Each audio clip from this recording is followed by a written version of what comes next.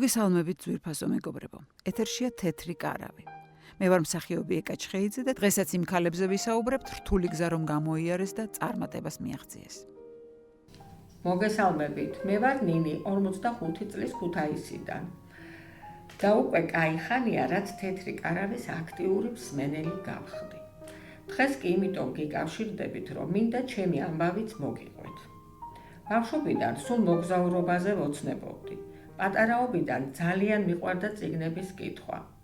ის რომ წიგნში მოყოლილი ამბავი იმ ქვეყანაში მამოგზაურებდა, სადაც ის ამბავი ხდებოდა, აღარ მაკმაყოფილებდა და რეალობაშიც მინდოდა იმ ქვეყნებში მოხვედრა და იმ ქალაქებსა თუ ქუჩებში ხედიანი.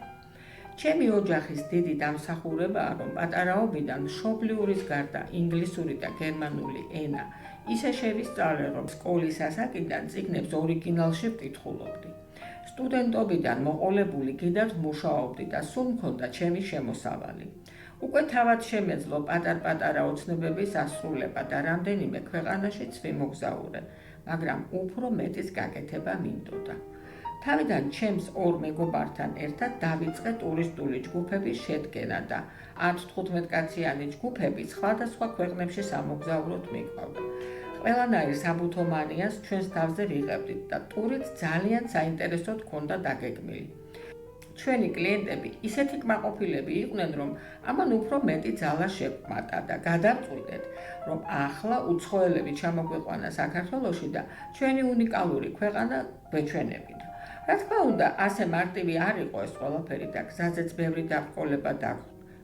მაგრამ როცა მიზანი გაქვს და ამ მიზნის მთავარი მამოძრავებელი ღერძი მარტო ფულის შოვნა არ არის, გულწრფელად გინდა რომ შენი სამშობლო სხვასაც გააცნო და შეაყვარო, არ შეიძლება რომ არ გაგიმართლოს. 18 წელია რაც ამ ბიზნესში ვარ და ჩვენი ტურისტული სააგენტო მსურველების რაოდენობას ვეღარ აუდის.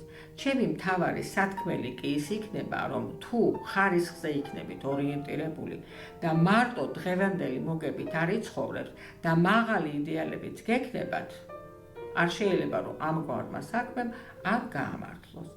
ეს მინდოდა მომეყოლა თქვენთვის, წარმატებებს გისურვებთ ყველას.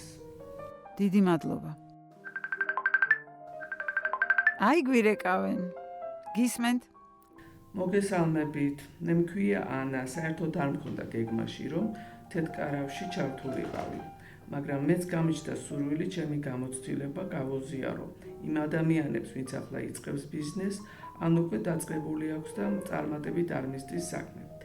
ბავშვობიდან ძალიან მიყვარდა კერვა და მიუხედავად იმისა, რომ პროფესიით ქიმიკოსი ვარ, როცა ფინანსურად ძალიან გამეჭირდა, სამსახურს თავი დავანებე და კერვა დავიწყე. შეკვეთები ბევრი მქონდა, მაგრამ ძალიან მღლიდა ეს საქმე და უფრო მეტად კი ის ურთიერთობები ცალკეულ კლიენტებთან რომ მიწევდა. რაღაც უნდა შემეცვალა და სწორედ მაგ დროს აღმოჩნდი ტრეინინგზე, რომელიც იმ მთავარ კანონებზე იყო, რომელიც ყველამ უნდა გაითვალისწინოს ბიზნესში. სათითაოდ გვეკითხებოდა, ვის რა გვაინტერესებდა, რა გვიქმნიდა დისკომფორტს და რის წამოწყებას გეგმავდით. მე ჩემზე მოუყევი მაშინვე მირჩია, რომ კერვისთვის თავი არ დამენებებინა, მაგრამ ინდივიდუალური უნდა შემეწყვიტა და სერიული პროდუქცია მეწარმოებინა.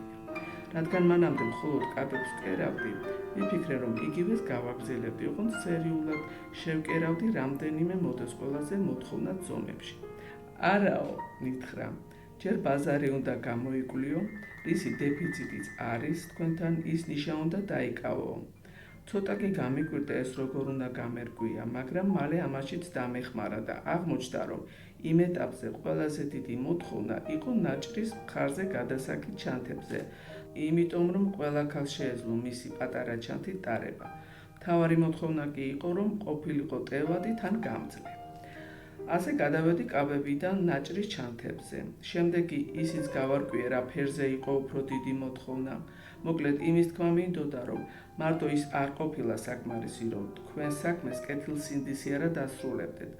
აუცილებლად უნდა შეისწავლოთ ბაზარი და თქვენი ნიშა იპოვოთ, რომ თქვენც კმაყოფილი დარჩეთ და მომხმარებელიც. ახლა მე უკვე ჩემი არც თუ პატარა სამკერვალო სახლი მაქვს და ამჯერად ბავშვების სპორტულ ტანსაცმელზე ვმუშაობ. ძალიან დიდი მოთხოვნაა ჩემს საქონელზე და არა იმიტომ, რომ უფრო დაბალ ფასში მყიდით, ვიდრე უცხოეთიდან შემოტანილ საქონელს ადევს. პირიქით, უფრო ძვირი ცხირს. ჩვენი უპირატესობა ის არის, რომ მხოლოდ ბუნებრივ მასალას ვიყენებ და ეს რაოდენ მნიშვნელოვანია, ყველამ კარგად იცით. გემშვიდობებით და აბა წარმატებულ დღეს გისურვებთ. ძვირფასო მეგობრებო, ჩვენი საეთერო დრო ამოიწურა და მე ისევ ერთი კვირით გემშვიდობებით. მომავალ შეხვედრამდე.